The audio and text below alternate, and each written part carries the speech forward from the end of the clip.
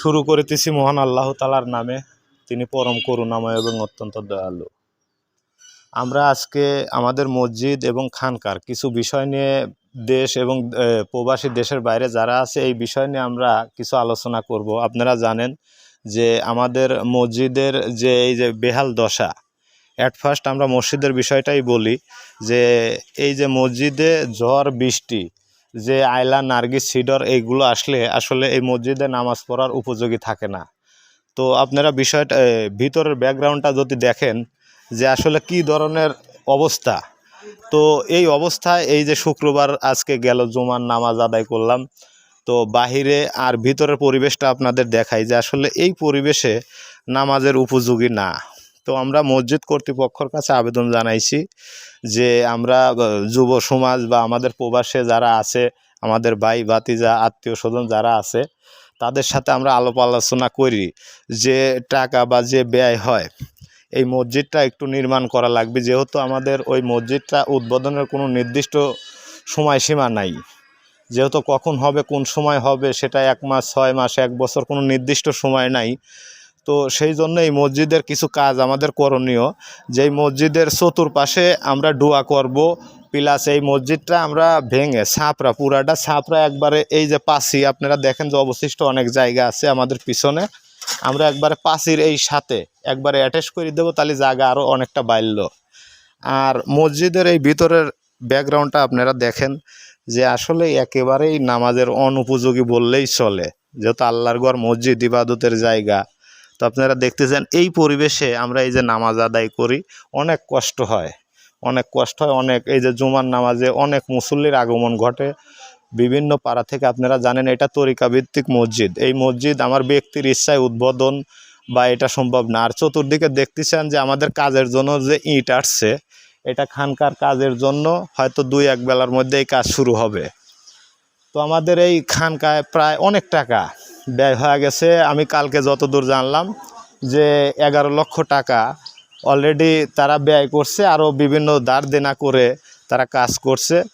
তো যেহেতু অনেক টাকার বিষয়, তো দেশ এবং দেশের বাইরে আমাদের পাড়ার যে প্রবাসে যে লোকগুলো আছে, আমি তাদের দৃষ্টি আকর্ষণ করব বা তাদের কাছে আমি অনুরোধ করব, বিনত অনুরোধ, যে তোমরা সার্বিকভাবে যদি সহযোগিতা করো তাহলে এই কাজটা আমরা ঈদের আগে কমপ্লিট করার চিন্তা ভাবনা করছি, যে ঈদের আগে এই খানকা ইভেন এই মসজিদ এটা যাতে আমরা কমপ্লিট করতে পারি।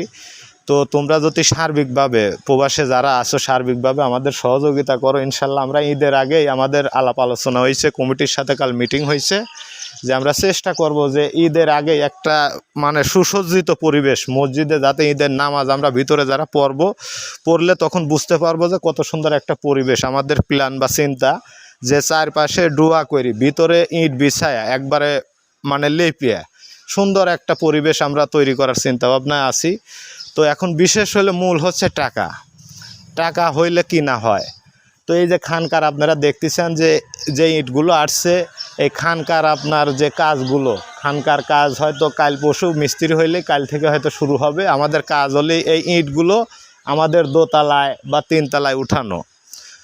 তো যদি আমরা এগুলো নিজেরা উঠা দিই আমাদের টাকা বাঁচবে, তো অনেক টাকা ব্যয় হবে। এই জন্য দেশে এবং দেশের বাইরে যে যেখান থেকে এই ভিডিও দেখছেন আপনাদের আমি দৃষ্টি আকর্ষণ করব, আমাদের সার্বিক অর্থনৈতিকভাবে আপনারা যদি আমাদেরকে হেল্প করেন তাহলে এই কাজটা আমরা দ্রুত মানে ঈদের আগেই আমরা কমপ্লিট করতে পারবো।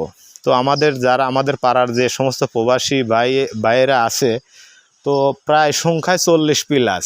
তো আমি এর আগে বলেছিলাম যে একটা মহৎ কাজের মাধ্যমে আমরা এই লিস্টগুলো আমরা কতজন প্রবাসী আছে, কোন পরিবার থেকে কতজন কে কোন দেশে থাকে, এটা আমরা একটা মহৎ কাজের মাধ্যমে আমরা এটা জানাইতে চাইছিলাম। তো যেহেতু এখন আমরা ওইভাবে জানাইতে পারলাম না, আমরা একটা লিস্ট করব। তো সেই লিস্টের মাধ্যমে আমরা ঈদের পরে বা এই কাজ নির্মাণ শেষ হলে আমরা আরেকটা ভিডিওর মাধ্যমে আমরা এটা জানাবো যে আমাদের পাড়া থেকে কতজন প্রবাসী আছে, কোন দেশে আছে, কি অবস্থায় আছে। তো আরেকটা ভিডিওর মাধ্যমে আমরা আপনাদের জানানোর চেষ্টা করব। তো এই ভিডিওটা যারাই দেখতেছেন আমি বিশেষ করে আমাদের তরিকার ভাই বোনদেরকে দৃষ্টি আকর্ষণ করব, অনুরোধ করব আমাদের সার্বিকভাবে আমাদেরকে সহযোগিতা করবেন, যাতে আমরা এই কাজটা অতি দ্রুত শেষ করতে পারি।